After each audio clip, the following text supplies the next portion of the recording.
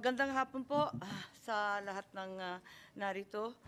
Maraming salamat at hindi bakante yung aking kwarto.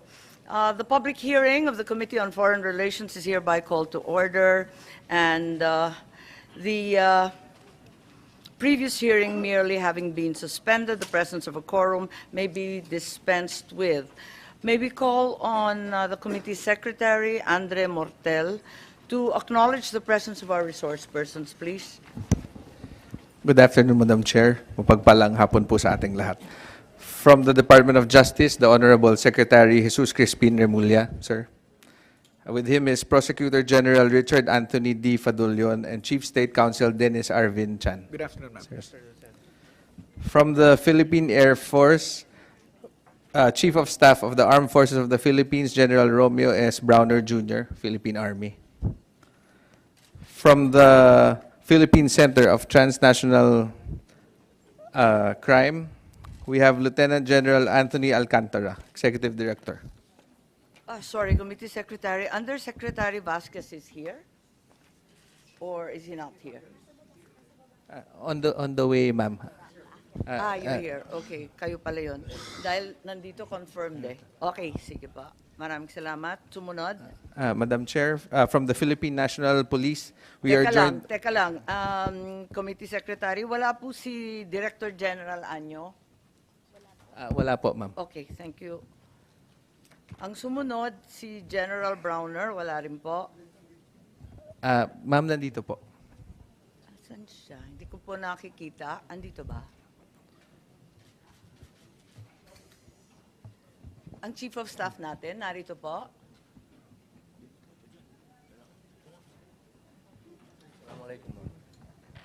Uy, Robin. Yes, the Chair acknowledges the presence of Senator Robin Padilla. Si Chief of Staff, narito ba? Wala. Yes, ma'am. He's supposed to arrive and his advance party is already here, ma'am. But I don't see him in the room. Okay lang. Sumunod, si Lieutenant General Cordura, narito po. Ng PAF, wala. Georgie Bravo, Colonel, wala rin. Dr. Palma, Dr. Rico, Not here, ma'am. opo. And Department of Defense, wala rin po. Wala po. Sige. Saan ka magsimula? Sa PCTC? Yes, Madam Chair. We are joined from the Philippine Center of Transnational Crime, Executive Director, Lieutenant General Anthony Alcantara. Sir. From the Philippine National Police, we are joined today by Chief PNP Police General Romel Francisco Marbil, sir. And with him is Police Major General Nicolas Torre III, sir. With them, likewise, Madam Chair, is Police Brigadier General Jean Fajardo. Also from the Philippine National Police Contingent is the Nurse Officer Police Major Imay Contayoso. Moving on from the Department of Foreign Affairs, we are joined by the Honorable Secretary Enrique A. Manalo. Pasensya. Major Cantayoso, asan po? Can you come forward, please?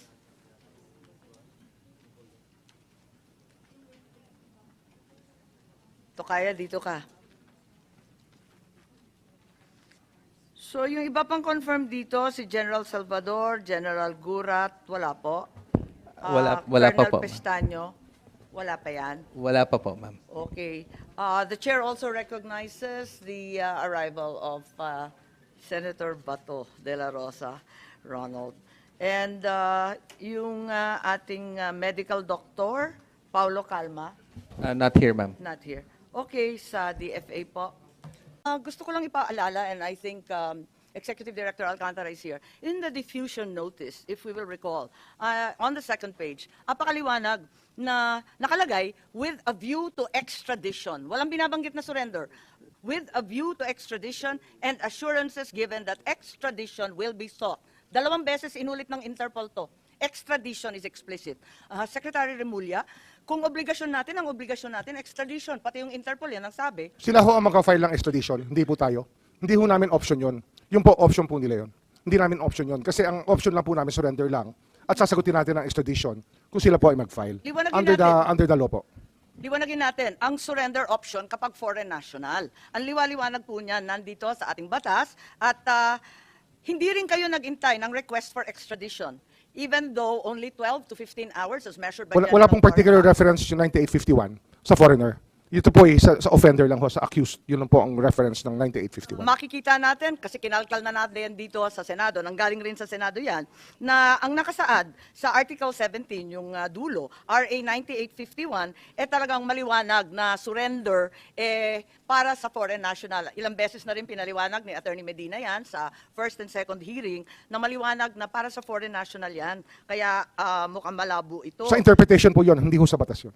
Nasa transcript po, ang liwaliwanag, may amendment si Senator Subiri at the time, nakalista lahat ng bill spending, pare-pareho po ang referral sa foreign lang, hindi po pwede sa Pilipino.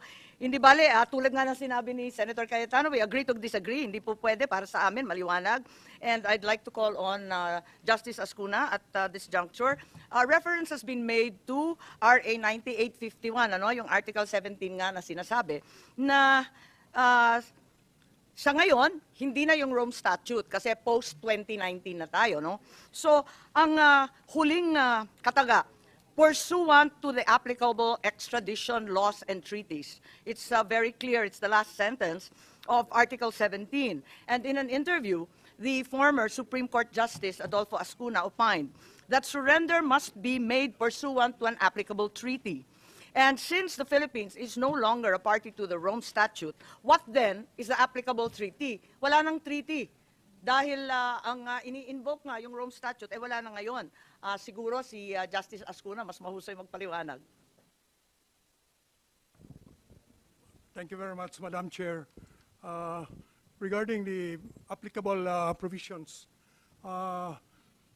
the justification given by government for the surrender of former President Rodrigo Duterte to the ICC consists of two grounds. One is the warrant of arrest issued by the ICC and served through the protocol of the Interpol. The other is Section 17 of Republic Act 9851, which is the Philippine IHL law, and which provides that if a person is already being investigated for the crimes covered by this act, which includes crimes against, which includes the crimes for which President Duterte is being charged, is already being investigated by an international tribunal. The relevant Philippine authorities may surrender such person to the international tribunal, but it adds pursuant to the applicable extradition laws and treaties. Ngayon, ang tanong, ito bang last sentence na ito, which provides for the requirement that the surrender should be pursuant to applicable treaties, is still applicable since we don't have anymore the Rome Statute. Sa palagay ko po ay it's either we have the Rome Statute or not. If we don't have a treaty, then we cannot surrender the suspect to the ICC under this section, because this section requires that the surrender be pursuant to a treaty. Pursuant means in accordance with.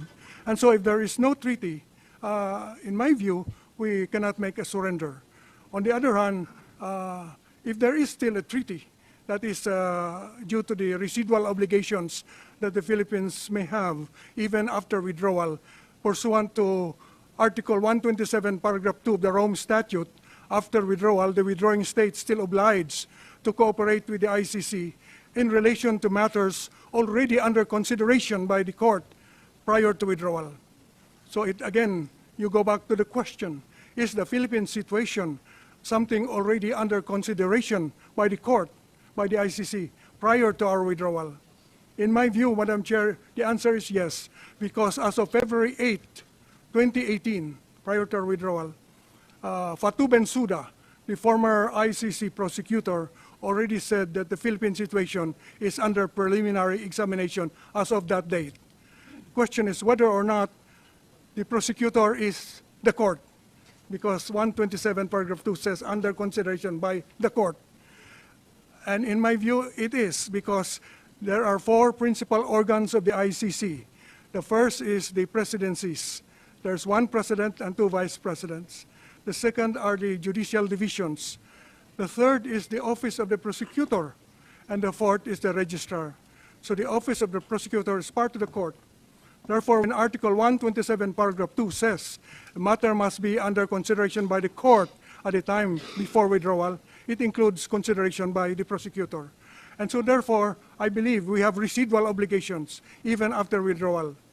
Question therefore is whether or not the warrant of arrest issued by the ICC after our withdrawal is something we have to cooperate with. Under 127 paragraph 2, in my view, yes. And therefore, in my view, the warrant of arrest is legal. However, I believe that the surrender is not, because the surrender must be pursuant to a treaty. And therefore, our own law, Section 17 of Republic Act 9851, brought back the Statute of Rome, even after withdrawal, because it requires that a surrender must be pursuant to the applicable treaty. And therefore, in this case, the applicable treaty remains the Statute of Rome. And thus, we have to follow Article 59 of the Statute of Rome, which requires that the custodial state, namely the Philippines, must first bring the arrested person to a local court to determine two things: whether or not the person is really the one named in the warrant, second, whether or not the person has been informed of the charges against him or her. This was not done. Therefore, there was, in my view, a violation in the act of surrender. However, Madam Chair, this is in the forum of the Philippines, but in the forum of the ICC, different rules apply. The rule in international law, Madam Chair, is that procedural laws are governed by the forum. So procedural safeguards are applicable only to the forum. If the Philippine Bill of Rights, for instance, which says that no person, however, criminal proceedings before the ICC is governed by their own procedure. This is in accordance with private international law, that procedure is governed by Lex Fori, the law of the forum. And therefore, we go to the procedure in the ICC. In the ICC, I believe they follow what is called mali coptus beni detentus, meaning that even if the arrest is illegal, the detention can be legal. It does not automatically mean that if the arrest was illegal, the person arrested must be released. They will balance, it's a balancing act. They will balance the illegality of the arrest with the need to prosecute someone for very serious offenses under international law. And in their view, the balance weighs in favor of prosecution. They will prosecute, notwithstanding the violation of the procedure in the arrest and in the surrender, I mean. Therefore, it depends on whether you're talking about Philippine Forum or the ICC. The ICC, I believe, will follow their own procedure, whereas in the Philippines, as it is now pending in the Philippine Supreme Court, in my view, there is a violation and there will be consequences for that violation. Thank you, Madam Chair. Thank you very much, Justice Ascuna. As usual, we received a very exhaustive opinion, and I'm certain that we will be guided by the same. I think Senator Cayetano would like to respond. May I take advantage of the knowledge, wisdom, experience of Justice Ascuna, not only as a former Supreme Court justice, a recognized legal luminary, but as a member of the Constitutional Commission. Sir, can I take a step back? When the Constitutional Commission discussed the Bill of Rights, and in Section 2, the rights of the people to be secure in their persons, houses, papers, effects, against unreasonable searches and seizures of whatever nature and for any purpose shall be inviolable, and no search warrant or warrant arrest shall issue except upon 1, probable cause, 2, be determined personally by the judge after examination under oath of affirmation of the complainant and the witnesses he may produce, and particularly describing the place to be searched and the person or things to be seized. Am I correct, sir, that this was also a reaction to a period in the martial law where there were different kinds of warrant of arrest? Diba yung, I don't know the name of all of them, but ASO, so there were arrest warrants from many sources, including the military. So the commission, in its actions as representing the Filipino people so fit. At least ito po yung tinuro sa amin sa Ateneo Law, that ang pinaghugutan nito, to be sure that if someone is arrested and it's not on a whim, it's not politicizing whatever, we will make sure by one, judge lang ang pwede sa Pilipinas ang mag-issue ng warrant. Of course, the Supreme Court has already said may exception like the Bureau of Immigration just for the foreigners. But in general po, it has to be a judge. He can only issue it upon personally determining that there is probable cause after examination under oath of the complainant. Am I generally correct, Mr. Justice? That is correct, Mr. Senator. So that is why in our 14 treaties for extradition with other countries, pare-pareho yung procedure that after the DFA receives the request for extradition, pupunta muna to sa isa nating judge. Para yung judge pa rin ang titingin. Am I correct? Am I wrong? SOJ, tama, no? So that the judge can double-check and then he will be the one to either confirm or verify or issue the warrant of arrest. Then yun ang isa-serve ng local police.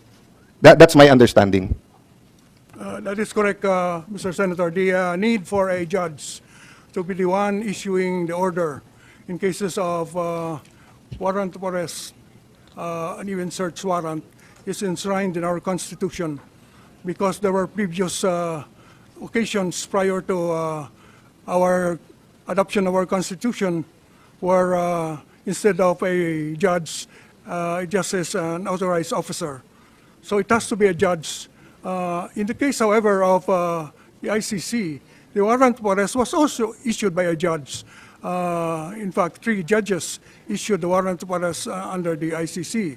Question is whether or not that warrant of arrest can be executed in the Philippines by Philippine authorities. And that is, I think, pending the Supreme Court now. There are pros and cons on that, but one issue there is whether or not the 3 judges, the pretrial chamber of the ICC, acted on probable cause or merely on sufficiency of evidence. Yes. But as I said, the provision on probable cause and the judges issuing the warrant are procedural safeguards that are good only for the forum and not applicable abroad. That is the limitation. Our Constitution does not extend beyond our territory. Thank you. That's right. Thank you, Honorable Ascuna. And perhaps we go to another topic, and that is that as important as the details of the actual arrest of PRRD are the events which took place prior to this. Firstly, the Quadcom hearings, the arrival of the ICC personnel in the country, the Senate Blue Ribbon Committee hearing, the DOJ task force and case buildup. Let's tackle them in chronological order. The Quadcom started in August, and among the most important witnesses discovered by the Quadcom were those testimonies of Regina Garma and Leonardo. Is that right? That became a pivotal prosecutor. Would you like to say an opinion? Yes. Mahalaga po yun, yung dalawa, no? Yes. Again, good afternoon, Madam Chair. Yes, Yes, you po. are correct, Madam Chair, in pointing out that Regina Garma was one of those witnesses called in the Quadcom committee hearing, and her testimony in that Quadcom committee was one of the more important highlights of the investigation. There were other witnesses who were called, I believe. Oo, I think the Leonardo testimony was also very crucial. That is correct, Madam Chair. And they identified an individual called Muking Peter Parungo, among others. Is that correct? With a bank account where allegedly the incentives to policemen were deposited. I believe that was mentioned, Madam Chair. Yes, okay, and SOJ thereafter urged the DOJ to cooperate and assist with the Quadcom in providing all the testimonies necessary. Is that correct, Secretary Remulla? Yes, ma'am. And in fact, we have written communication with each other. on Oh, this is that matter. so? I'm Yes. only aware of the Department Order 778. No, but with the Quadcom, there's a formal turnover of documents. I see. The former president also appeared at the Quadcom noong November. Di ba napunta din siya dyan? Further, ICC personnel also have been coming to the Philippines. Is that not correct? I have no knowledge of that. I have no personal knowledge, ma'am. Yes, in the transcript of the first hearing, I believe you said that you have no knowledge that as a matter of fact, labas-pasok. Parang ganun yung sinabi nyo, labas-pasok ang mga dayuhan sa Pilipinas, di natin alam kung sino-sino na yan. Tama po ba? Tama po. Nasabi ba yan? Oo, tama po yan. Oo, tama ba yung sinabi ninyo dati? Opo, yun po sinabi ko. Okay, pwede ba natin ipakita yung binigay ng Bureau of Immigration na nagsidatingan yung ICC personnel noong October ng last year. Ang unang dumating ay isang interpreter na ang balita may koneksyon sa Pilipinas, Maya Destura Bracken, US citizen, dumating ng October 4, interpreter ng ICC. May dumating na hindi ko sigurado kung narito pa kasi ang balita umiikot dito sa iba't ibang luxury hotels. William Rosato, ang balita British siya, dumating October 15, abogado ng ICC. Hindi naman po sikreto to kasi nung hinanap ko yung mga pangalan, nandun naman at naka-LinkedIn na ICC sila. Nandito sila sa Pilipinas, yung flight details narito. Andito rin yung si Mr. Kasam, Canadian, dumating dito at siya rin ay security expert. Ganon din, dumating rin dito, Mr. Kala, British, October 24, investigador. Hindi po ninyo alam to? Parang natanggap ko lang to sa Bureau of Immigration. Sa pagkaintindi ko, nasa ilalim po ninyo. Nung panahon na yun, ma'am, I had a gallbladder operation. So I was indisposed for around 2 weeks or 3 weeks. October po. October. Okay. Pero hanggang ngayon, nandito pa raw, o kaaalis lamang. Halimbawa, si Mr. William Rosato. Mula October hanggang very recently yata, o baka narito pa. Nababalitaan ko umiikot dito eh. Wala akong nag-advise sa akin. So, At wala- hindi ko naman kasi tinatanong na, sapagkat ang paniniwala ko talaga, labas-pasok lang ho talaga lang ang mga tao sa atin. At hindi naman pwedeng tanongin kung ICC sila o hindi. Hindi naman pangkaraniwan tao to eh. Talagang ICC investigator to. So, walang pake ang DOJ, hindi kayo interesado. ICC nang pinag-uusapan. Ano ho yan eh? Unless meron po silang naging atraso sa bansa at meron silang ginawang illegal, ay wala ho tayong magagawa. Dahil sinusubukan po nating igalang talagang karapatan ng lahat. Sinasabi ninyo na ganun, subalit, mukhang may proposed agenda sila para magbigay ng mga dokumento, affidavit, mga post-mortem record. Somebody clearly arranged for their accommodations and transport, hindi po ba? Alam nga naman Hindi ko nag-drive ano yan o tatlong sakay ng jeep para umabot sa batasan. Kasi sa batasan sila di ba? Alam nga naman na alam nila, mga British, mga American, nakakakuha sila ng dokumento sa mga presinto. Hindi nga namin makuha, mga senador kami. Ano ho kasi, ang mga dayuhan po na kagaya po nila sa nationalities nila, visa-free po yan for 30 days. Oo, alam kong visa-free, pero alam nila pumunta sa iba't ibang presinto sa Caloocan, alam nila hagilapin yung mga tao sa Batasan Hills, at higit sa lahat, tinulungan sila ng pulis para kumuha ng mga PNP documents. May alam ba kayo, General Torre, Chief Marbil? Malamang po, kung Bakit kung tinutulungan? tatanungin niyo po ako dyan, kung may alam akong maaaring tumutulong sa kanila, marahil may kilala po akong tumutulong sa kanila. Isang pari po na matagal ko ng kaibigan na tumutulong sa kanila. Hindi, kasi ang liwaliwanag, andito sa screen, hinihingi nila yung mga testigo, yung documentation, mga police blotter, mga ebidensya, hindi yan binibigay sa miski sinong turistang tumatambay.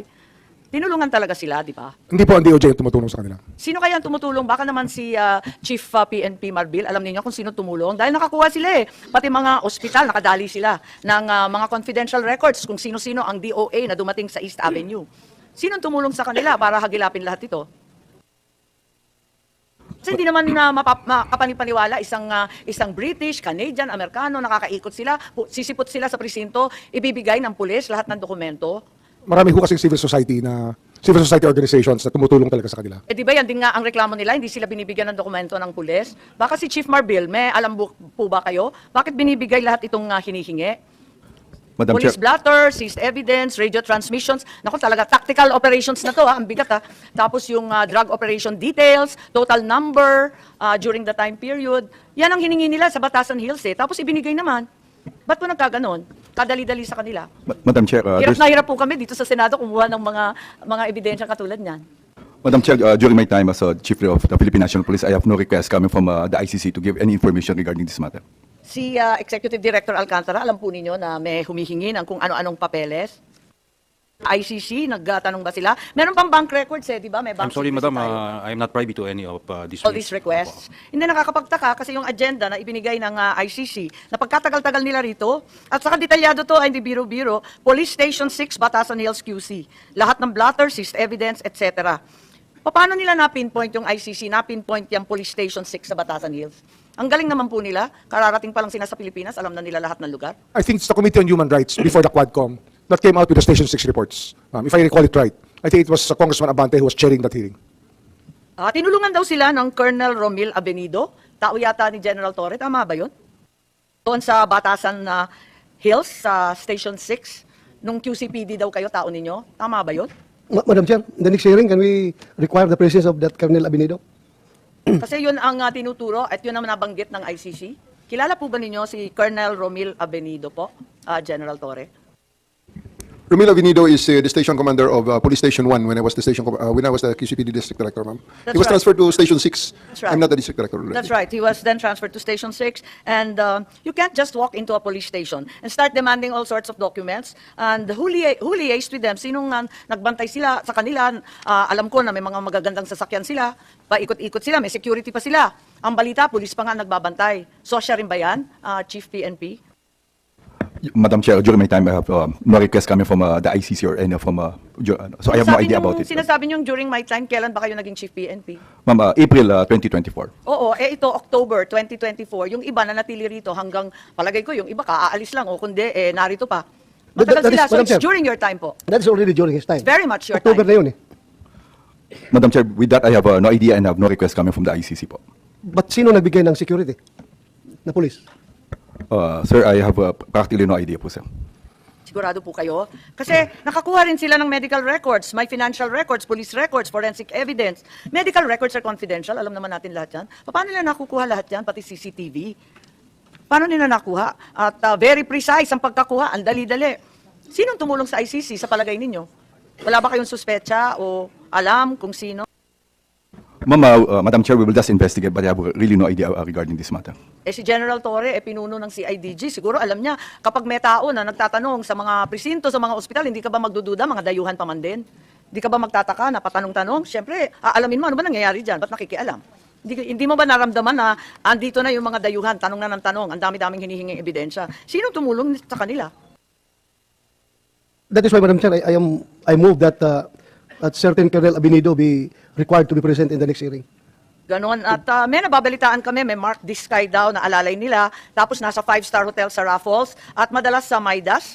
At doon nagtatrabaho. Maraming presidential suite, sunset suite. At kung ano-ano, 5 to 6 security daw na provide ng ating kapulisan. At 4 to 5 na mga tsuper na nag-i-standby. Tapos umiikot sila, may mga escort pa sila na Pilipino. At ang balita ko, nagka-problema pa sila dahil doon sa Forbes Park, may umihi yata at nagalit yung mga kapitbahay. Kaya ako lang narinig to kasi mga VIP daw, kaya hindi daw pwedeng guluhin. Wala kayong nababalita ang ganyan? Yung tungkol sa pagtitipon, pagkakaladkad sa iba't ibang testigo dyan sa Maidas Hotel, may mga important individuals, mga VIP rin, na ini-interview nila 3 oras minsan. Hindi rin yun napapansin. Madam Chair, I have no idea regarding this matter. May balita na si dating Senador Trillanes, may ganun din. Si Ambassador Lacanilao, meron ba kayo alam dito? Kasi hindi rin namin alam to. May alam ba kayo kung sino ang tumulong sa ICC?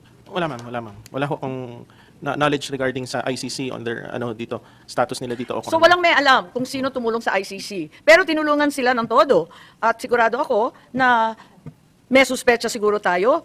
Sino tumulong sa ICC? Andyan yung NSC, laki-laki ng budget sa Intel. May Intel funds AFP, may Intel funds lahat ng PNP. Ang laki ng confidential fund, Office of the President, may NICA. Sa lahat nito, sa bilyon-bilyon na inaalat namin sa Confidential and Intelligence Fund, hindi ninyo naramdaman kailanman na nandito na yung ICC October pa na nakaraang taon. Tama po ba?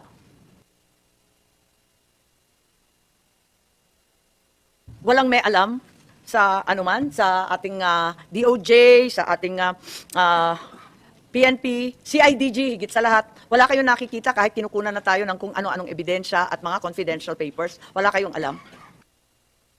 Madam Chair, for the PNP, we didn't get any request coming from ICC to help them regarding the evidence that they need.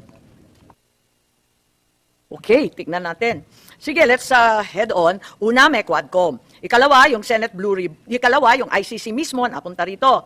Ikatlo, meron pang Senate Blue Ribbon. Naalala nyo, napunta rito si Presidente Duterte noong October at nagtestigo. Kaya lang, walang sumipot kina Garma, Leonardo at Kerwin Espinosa. Di ba? Yun yung nangyari sa Senate Blue Ribbon. Maliban doon, ikaapat, may DOJ case build-up. At naaalala ko, eto na naman yung memo natin na nagkaroon ng task force on 4 November, already alluded to by our prosecutor, to cooperate with the Quadcom. Am I citing this correctly, Prosecutor Fadulyon, please? What we have, Madam Chair, was a department order issued by the Secretary of Justice creating the task force, which would look into the investigation which was being undertaken by the Quadcom at the time, and following the leads and working with law enforcement authorities to try and come up with the possibility of reviving these old or cold cases. So yun po yung department order na nag-create noon at binigyan po sila ng 6 na pong araw base dun sa unang department order na nilabas para mag-submit ng kanilang initial findings. Dumating dito yung ICC October, biglang-bigla, November 4, nagkaroon kayo ng task force. Ang ICC ba ay humingi ng tulong sa DOJ? Wala po, categorically I will say, Madam Chair, na wala pong lumapit na taga-ICC sa amin, sa Department of Justice, para humingi ng tulong patungkol dito sa mga investigasyon. At hindi na naman kayo ginagawa namin. nag-volunteer na tulungan yung mga ICC? Na Wala po narito? kaming maibo-volunteer kasi hindi naman po namin alam kung sinong kakausapin at wala po nakipag-ugnayan sa amin. Kasi may ibang nagsasabi that the task force was supposed to pick up where the ICC could possibly have left off. Tama ba yun? Hindi po. Ang sinundan po ng task force dyan, tulad po ng binanggit ko kanina, yung mga resulta ng investigasyon at impormasyon na nakuha at nakalap ng ating Quadcom Committee. So katulad po nun, halimbawa yung kaso ni Barayuga, so sinundan po yon base doon sa testimony nila Garma, and then meron pa hong tiningnan na ibang leads doon at doon po sila nagsimula magtanong at kumausap ng mga testigo on their own. Wala po silang coordination with the ICC. So, ang coordination lang ninyo, katulad ng binanggit ni Secretary Remulla kanina, yung Quadcom, yung Senate, yung binabanggit sa 778, yung CHR, at yung iba pang PNP, Witness Protection, yung iba pang ahensya ng ating pamahalaan. Tama po ba? Tama po yan, Madam Chair. So, sa panahon to, meron ng tatlong separate bodies trying to pin down PRRD. May Quadcom, may ICC, may DOJ Task Force, ay may ikaapat pa, yung Senate. So, apat na sila. Yung DOJ task force ho, was really to check on EJ case, period. Wala ho kaming aim of pinning down PRRD. Wala ho yan, hindi ho totoo yan. Pero EJK ang tinutumbok, kaya siya nagtestigo sa Quadcom, di po Opo, ba? opo. Kasi, ma'am, karapatan po ng bawat Pilipinong maghanap ng hustisya eh.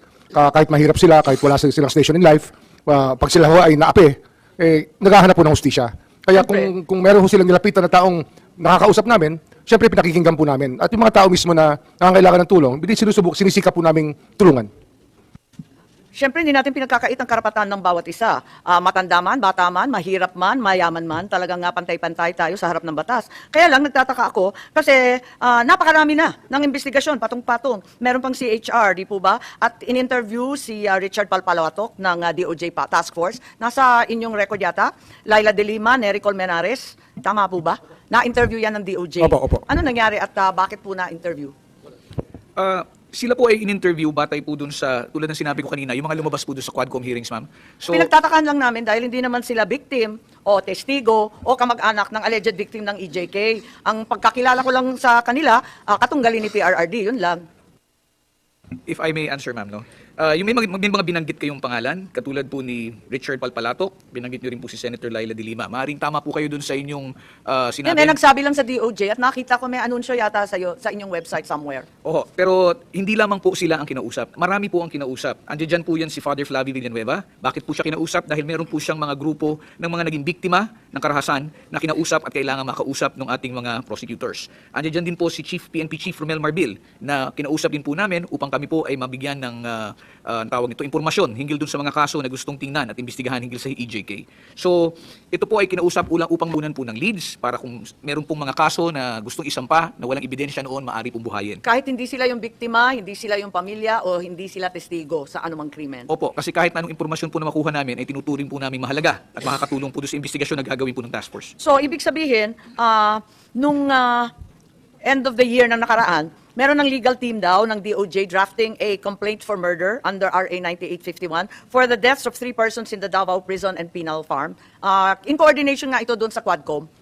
I'm not so particular, ma'am. I can get that information kung meron na pong complaint na na-prepare. No? Pero malalaman po natin, sa ngayon po, wala pa pong naisasampa sa amin, sa pagkakaalam ko. Pero kung meron na pong preparation yung task force, I'm sure they will submit it to us po.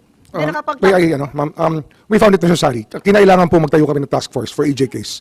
Sapagkat nung turn over sa amin ng Quadcom yung kanilang mga findings, we could not rely on them for being just incomplete. Kasi hindi ho talaga kompleto to make a case. Kaya kailangan po i-case build up. That's the reason why we put up the task force, ma'am. Pero ang balita ko, at may nakita akong draft na March 6, yung task force ninyo humihingi pa ng 60 days para matapos yung investigasyon. Pero hindi binigay itong request na to. March 6 to kung 60 days abot pa tayo ngayon. Was the DOJ aware that the ICC was going to issue a warrant already, so 60 days was unnecessary? Hindi po, hindi ho kasama sa usapan niya kasi yung Bakit 60 hindi days po, pinagbigyan yung additional kaya 60 po sabi ho sa akin na isang prosecutor, yung sumulat siya sa akin, yun po verbally ho, sinabihan ko pwede na naman extend na 60 days. Kasi nga, mahirap po talaga magagilap ng mga kaso na matagal na ho nangyari. Yun Ang sabi na. ko nga nung isang beses, wala nga mga police report, wala nga mga blatter ang marami. Mahirap ho itong trabaho namin na gumawa ng kaso at Palibhasa nga mag-case build up. napakahirap at saka mga cold case na yan at nakaraan na yung taon-taon, bakit pinagpilitan at hindi binigay yung 60 days na hinihiling? Hindi, binigay po namin ng 60 days, kaya lang hindi na kami sumulat. Ito yung verbal na lang. Pero March 6, 60 days, aabot pa yan ng ilang buwan? Yes, Prosecutor Fadulion. March 6 yung sulat Yes, kung ako po'y pahihintulutan ninyo. Ito po yung naka-flash dito sa screen ngayon, Madam Chair. That is a Yes, bogus document. That is Ganon? not a real document because there is no such document which contains exactly what is highlighted there. Yan po ang totoo. Ang meron po kami, So saan galing yan? Sino si Abugan? Herbert Calvin Abugan is the OIC Senior Deputy State Prosecutor of the Department of Justice. He heads the task force. So totoong tao siya? Totoong Ang tao po siya. hepe siya ng Totoong task tao po force. siya. Yung dokumento po ang hindi totoo. Dahil sa, kung titingnan niyo po, Madam Chair, wala hong pirma yan. Kung yan po ay totoong memorandum na nakalusot at nakarating doon sa kinauukulan, dapat po pirmado yan. So binaliwala na lang to at para sa ating lahat, sinasabi nyo peke to. Manufactured po ito kasi po pinaghalo-halo nila yung nilalaman po niyan. Yung sinasabi po ninyong hinihingi ng extension na 60 days, kaya nga po, hindi nga po totoo yung dokumento. Pero ang hinihingi pong extension ng 60 days, kasi doon po sa unang department order na ginawa ni Secretary Boying, 60 days lamang po ang taning na binigay sa kanila para magsimula sila ng investigasyon. Kulang po yung panahon na yon, kaya po sila humingi ng karagdagan. Now, part of those that are indicated in that document, no, na sinasabi naming non-existing, ang tanging dokumento na nilabas namin ay yung pinadala po namin sa Senate Blue Ribbon Committee, updating the Senate Blue Ribbon Committee on March 6, 2025 of the events that happened in So yun, tama yun. Opo. At hindi 60 days ang hinihingi. Walang ganon. Wala po kaming binabanggit na 60 days doon po sa sulat. So yun, binigay ninyo sa Senate. Yes, Madam Chair. So, ang tinatanong ko lang, sa dinami-dami ng investigasyon, may task force pa ang DOJ, bakit yung DOJ hindi na lang nag-conduct ng sariling investigasyon? Imbes na nag-ICC pa at kung ano-ano pa. Nag-task force naman kayo. May Quadcom pa, may Senate pa, di ba? Tama po. Ang sinasabi ko, lahat ng ebidensya, dokumento, testigo nang galing sa gobyerno ng Pilipinas. Lahat ng pangyayari ay nasapit dito sa Pilipinas. Ang buong kaso ng ICC sa ebidensya at testigo ibinigay ng Pilipinas. Bakit di na lang ang admin ang nagsampa ng kaso kay Presidente Duterte sa husgadong Pilipino? Takot ba tayo sa dating Pangulo? Wala ba tayong kumpiyansa sa ating mga huwes, sa ating mga husgado? Tignan natin ang mga kaso sa ICC. Ang liwaliwanag, unang-una, doon sa ebidensya ng ICC prosecutor, nanggaling lahat sa agendang ibinigay at kinalat ng ICC. Ang liwanag kasi lahat ng dokumento galing sa PNP, galing sa drug watch list, financial records, forensic evidence. Ikalawa, yung timing.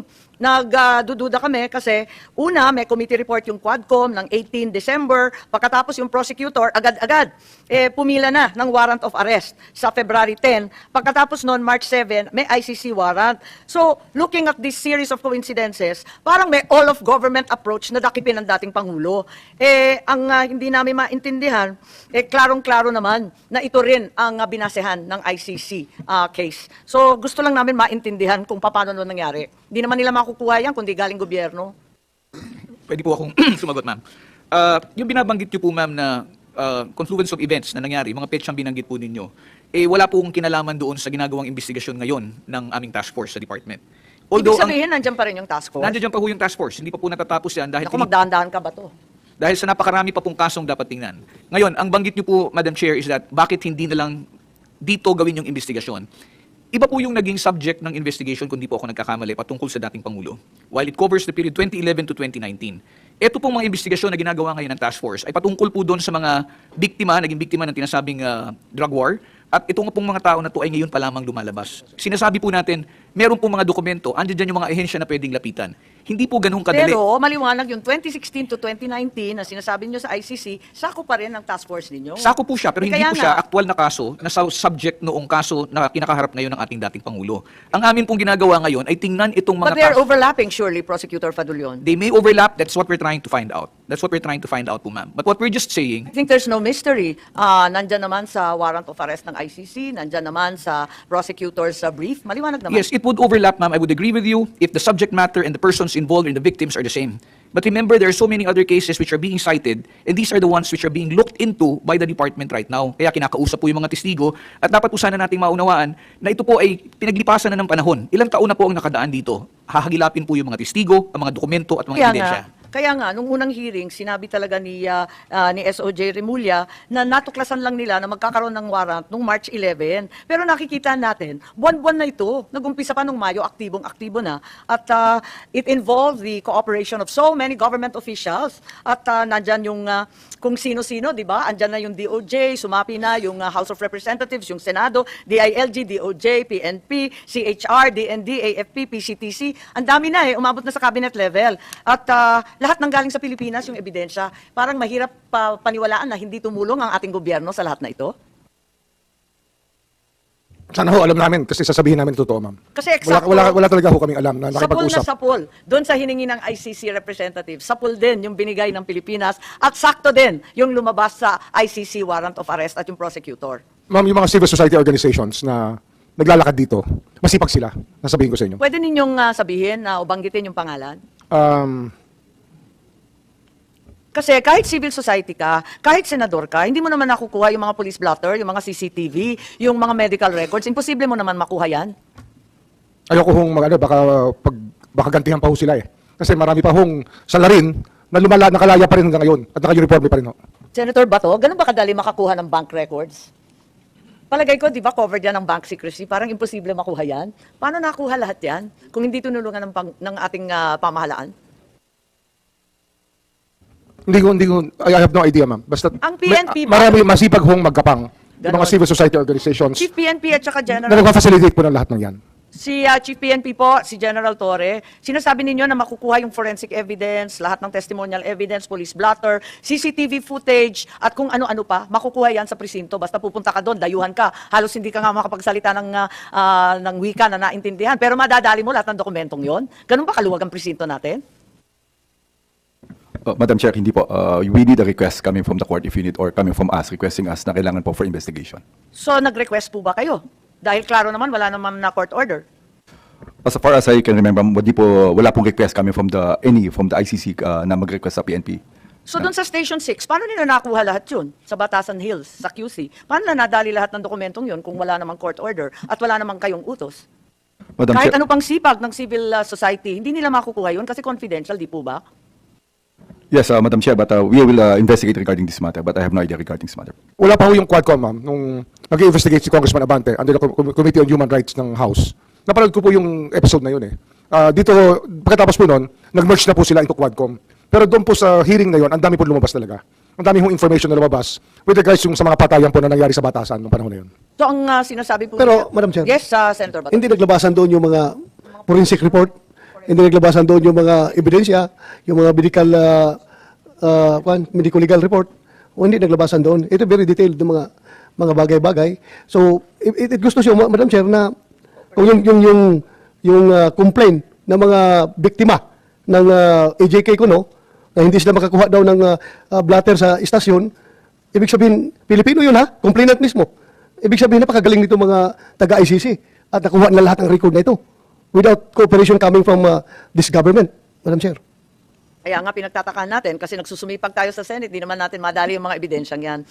Nandito si Secretary Manalo at nais kong itanong kasi nung 28 March, inulit rin ng Malacanang matapos na yung aresto na yung ICC has no jurisdiction in the Philippines. We also agree that the ICC has no jurisdiction and that statement is tantamount to a rejection of ICC's jurisdiction over the country. Kasi hindi na tayo party sa Rome Statute. Tama po? Sa Law of Treaties, di ba? Ganun po? Yes, ma'am. That's how it goes. Tama. Are you familiar with the executive order of U.S. President Donald Trump, which imposes sanctions on the ICC?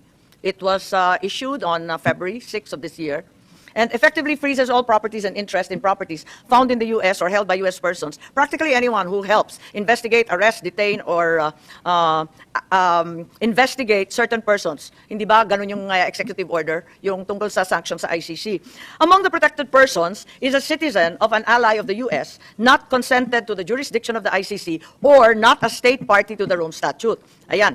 So, ang tanong ko, andito rin, makikita natin, may dokumento na ang Pilipinas is identified as a major non-NATO ally. Tama po ba? Matagal na yan, luma na yan, no? Di ba? Yung non-NATO ally tayo, hindi naman tayo NATO, pero talagang kaalyado tayo. Tama po ba?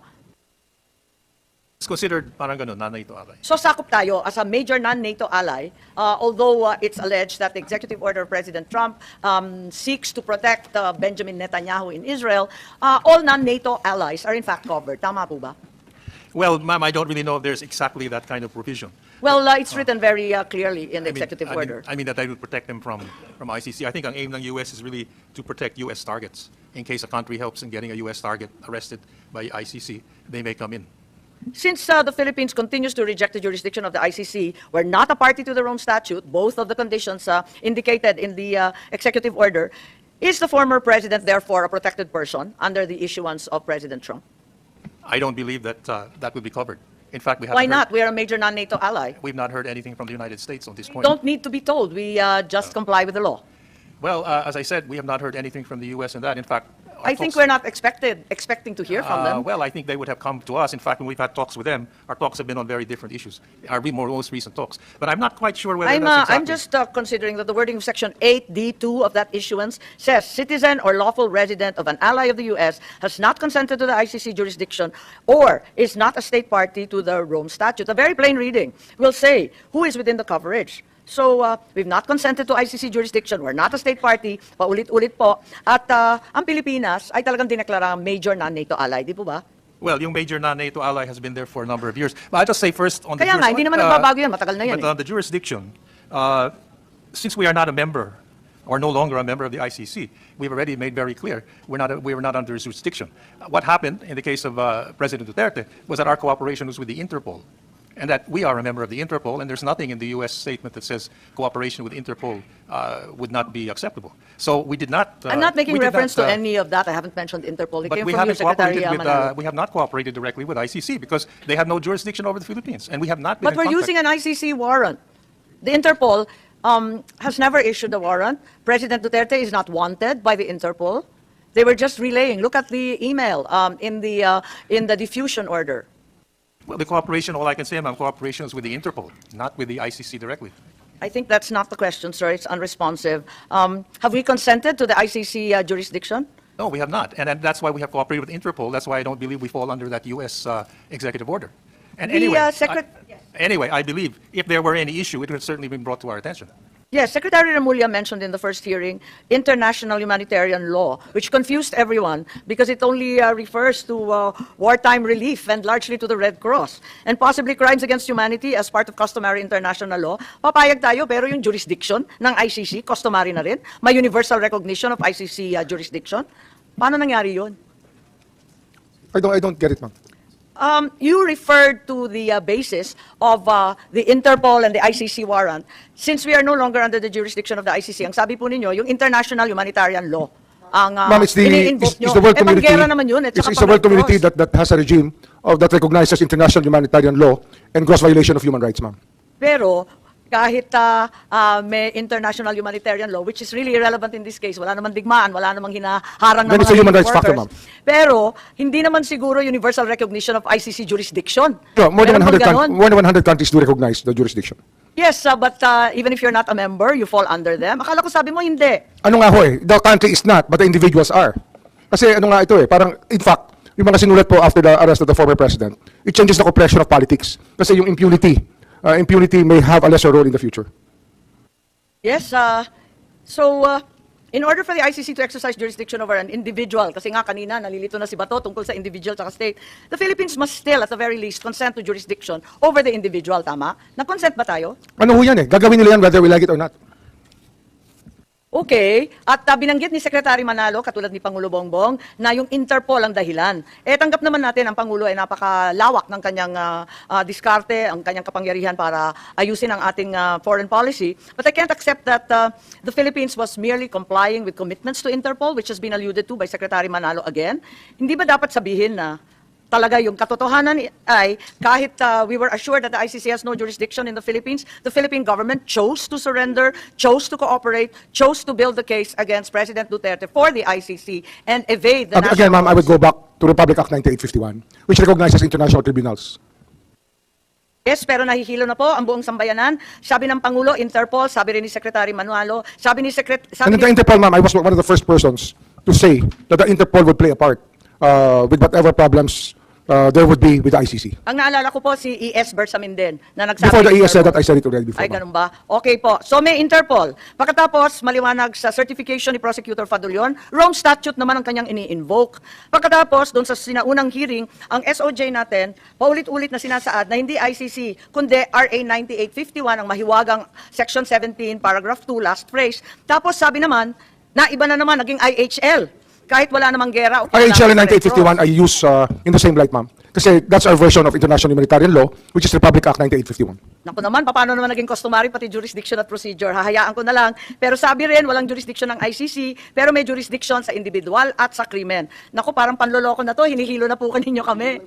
Gulong-gulo na ako eh. Ilang Ano ho beses to ko eh, na hindi sana binabasa. magulo to. Kung nag-withdraw tayo sa ICC, nirepeal din natin noong 9851. Hindi ho natin nirepeal eh. And it's supposed to be a companion bill. Kasi nauna pong i-pass ang Republic Act 1951 bago po tayo nag-accede sa ICC.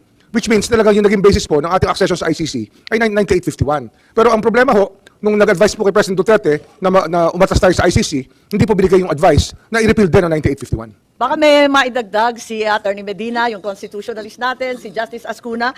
Talaga bang IHL ito? Talagang international humanitarian law, pati jurisdiction, procedure, administrative law, sakop na lahat ng IHL. Parang ang hirap naman tanggapin. Madam Chair, while the This was in the previous hearing, to be fair po, not today. Yes. The question is whether or not the Philippine IHL law is relevant since IHL is the law on armed conflict and there's no war. Okay. That is true, but then among the crimes covered by IHL is crimes against humanity. And crimes against humanity may be committed during peacetime as well as wartime. Consequently, the Philippine IHL, although generally addressing offenses committed during war, can also address offenses committed during peacetime because, as I said, certain offenses, such as crimes against humanity, are by definition crimes that can be committed during wartime as well as peacetime. Yes, that is to do with the nature of the crime po, Justice. Perhaps, Attorney Medina, you can bolt in. You were present in the first hearing. Pati ba naman jurisdiction, procedure, lahat yan, sakop ng IHL? The jurisdiction of the ICC remains under the concept of a complementary jurisdiction, meaning that it kicks in only if the national judicial system is genuinely unable to genuinely prosecute or investigate the suspect. So, Is that the case po in the Philippines? Are we genuinely unable to prosecute? in the case of former President Rodrigo Duterte, the ICC apparently has reached the conclusion that the Philippines is unable to genuinely prosecute him because no case was filed against him after so many years, even after he stepped down from the presidency. That is the finding of the ICC. So they issued a warrant of arrest on the footing that they have their complementary jurisdiction has set in because the Philippines, as far as the former president is concerned, is unable to genuinely prosecute him. However, if the cases, for example, that would emanate from the Quadcom, the DOJ task force, the Senate Blue Ribbon hearing, the ICC investigations that utilized all the government agencies, if these resulted in a case and they were filed in the Philippines, certainly the Philippine courts are competent, able, willing to rule on this. Don't you think so, Honorable Ascuna po and Attorney Medina? Part of the reason, perhaps, of the inability to genuinely prosecute is the availability of witnesses. In cases of very high-level persons like former heads of state, the experience of the ICC is that the witnesses are generally afraid to testify in their home countries, so that even if the Department of Justice, for instance, is investigating, genuinely investigating the cases, the witnesses may not be forthcoming. In fact, the prosecutor of the ICC resorted to what they call internet invitation of witnesses, and in this way the witnesses came out through the internet, and I think the witnesses now are willing to testify in The Hague, witnesses who would not be willing to testify here in the Philippines. So it's not the prosecution, it's the witnesses that makes it unable genuinely to prosecute the former president. Yes, thank you very much. Justice Attorney Medina, would you like to add something to our understanding of IHL? and procedure, jurisdiction, and such other matters. Thank you, Madam Chair. I think I get the point of our good secretary that the crime of crime against humanity is not just an international law crime. It's actually a crime in the Philippines, punishable in the Philippines. And 9851 actually provides Yes, that given the naman person po yun, po, pero pati jurisdiction, pati Opo. procedure, lahat na lang na naging customary law. No, that's the problem po. That if we have to comply with international law, we have to also comply with the Philippine laws, okay? And primarily that would be the Constitution. So international obligations, yes, there's the principle of Pactus Servanda that we have to comply with international obligations, but that does not necessarily mean that we have to disregard constitutional protections under the Bill of Rights. Now, of course, there are a lot of debates going on whether or not the ICC should have jurisdiction or should we recognize the ICC, and that's precisely the point. It's not for the police, it's not for the executive branch to decide that. Ultimately, it should have been decided by a court of law because it involves the deprivation of liberty. Thank you po. Thank you very much, Attorney Medina. You had the privilege of hearing the debate last hearing. In any case, I'd like to go to another topic, and this is finally the private jet. The U.S. government will obviously have the last say on its executive order, although Section 1 is clear that properties of those who aided, sponsored, investigated, or provided material support to the ICC shall have their assets frozen.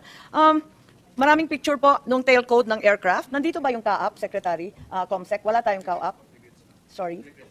Wala tayong kaap? Wala rin tayong DOTC? Wala po, ma'am. Walang makapagsabi kung ano nga ang sasakyan na to. Yung tail code C5219, is anyone aware of what company it's registered under? Kasi nung nakaraan, nandito yung SEC. Nandito po ba yung SEC? Ayan, Attorney Bernal. Yes, Dati yes, sinabi ma'am. ninyo na, ano yun, alin na, sino nga ba yung may-ari nito? Yung kumpanya, yung Pearl, Aero Pearl, naku, nakalimutan ko na. You just requested the company documents, ma'am. And we have the... Yung Aero Pearl. Challenger Aero... Yung Challenger Aero, ang sabi na nabago kasi yung website ng Challenger Aero, kaya nalilito kami. Biglang nabago pagkatapos ng hearing. Hinahanap ko wala na doon. Sabi, the company arranged for the flight. We were able to get a screenshot of the article. So, palabas lang yung screenshot ng Challenger. Ayun, Ayan, Challenger Aero Air. Inimbitahan rin namin ng piloto. Wala naman po rito. Ayan, Challenger Aero Air. Baka yung SEC may alam kayo. Kasi nung second hearing narito kayo, pero ang problema, sabi niyo hindi pa na-request yung pangalan. we have already forwarded to the Secretariat, ma'am. Kung sino may-ari po? At sila bang may-ari ng aeroplano or they just arranged the flight? Nalilito po kami.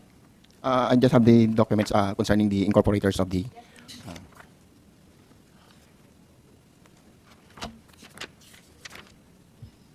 there are articles of incorporation, ma'am. Siya bang may-ari? We don't have the facts about the airplane or the assets of the corporation, ma'am. Ano yung Asian Pearl Aero? Yung unang hiningi. Yun daw yung registered owner? We only have Challenger Aero Air Corporation, ma'am, and Challenger Aero Aviation Pampanga Inc. We will verify with our if Yes, I think the first set, the Asian Pearl, was the first company that we asked you to check. Nauna pa yun I will verify with my staff, Your Okay, Honor. kasi ang mahirap dito, wala yung CAAP, wala yung DOTC. Ngayon, sinabi ni Secretary John Vic na the Office of the President ang nagbayad para sa jet. Tama ba to o hindi? Meron bang pwedeng sumagot nito? Dahil wala po si Secretary John Vic. At marami sa ating mga kababayan nagtatanong kung group effort ito, chismis rin ba to? Baka sina General Torre, sina Prosecutor Fadulion, nandun kayo sa Villamor. Alam ba ninyo kung paano itong eroplanong ito kinuha? O Ma'am, na-charter ba to? Ano ba nangyari rito? Ma'am, ang ano kasi, darating na naman tayo rito. Itong eroplanong to, nagagamit po ng presidente to. Oo, ginamit ulit pagkatapos nung pag-aresto ni Ngayon, Presidente Duterte. hindi ho namin Ginamit po pwedeng sa amin pag-usapan. sa Ilocos. Hindi ho namin pwedeng pag-usapan yung travel arrangements ng presidente. These are national security matters. I think that we should respect, I don't think that we should really talk about this. Because this Nakikita po ng tao, ang mahirap ang maging travel arrangement executive- for the presidente in the past, the Mahirap present, maging and the future. executive privilege. Ay, nakabulat-lat sa lahat ng Hindi, dyaryo. pero yun nga, sinasabi ko ho, you cannot expect answers from us pagdating po rito. You cannot expect answers from us. Because, No, but, ano ho kayo, pakikinabangan to na susunod ng Pangulo. Ginagamit ngayon ng Pangulo. Sabihin natin, hindi ho dapat pinag-uusapan. Kasi nga, Pero we hold pinag-usap- the life of the president as sacred. Oo Hindi ho naman, pero natin, Secretary John Vic already said it was chartered and paid for by the Office of the President. I don't know if he has personal knowledge of that. How much But, was paid kaya? well, that's speculative, ma'am. Meron bang official receipt? Meron bang bidding? Yun What nga, was the mode of procurement? we cannot go into the details of travel arrangements because these of national The security request implications. was made in March I think we should 11. respect national security, ma'am. I think it's Yes, it's imperative. if you'll allow me to just ask, because this has already been divulged to the public, it's hardly secret. If it was national security at stake, it should never have been spoken about, but it's all over the media, and it came from government. That they only knew about the request, as you said, on March 11. Sa umaga ng March 11, nalaman ninyo, yung Interpol, pagkatapos ito, na-charter sa ilang oras lamang. Ando na ba yung eroplano nung nandun kayo sa Villamor, General Torre? Kasi abala kayo na isakay si Presidente Duterte. Nag-aabang na ba yung eroplano? Anong oras siya nandun? Kasi nagmamadali kayo para isakay na, di ba? I really don't know about the plane, ma'am. I only saw it around after mga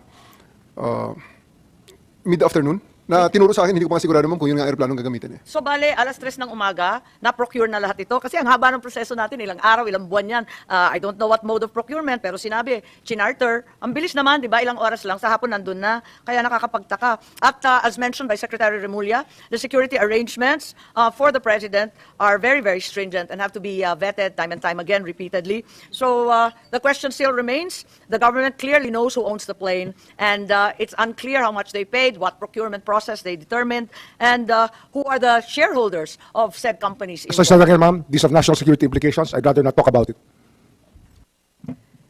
Yes, national security involves information that hasn't come out in the public, pero ito talagang binulat. But it's still national security, ma'am. Even if it came out in the public inadvertently, it still involves, still has severe national security implications. Okay, it came out in Senator John Vic's Pinky Web interview, so maraming nakapanood.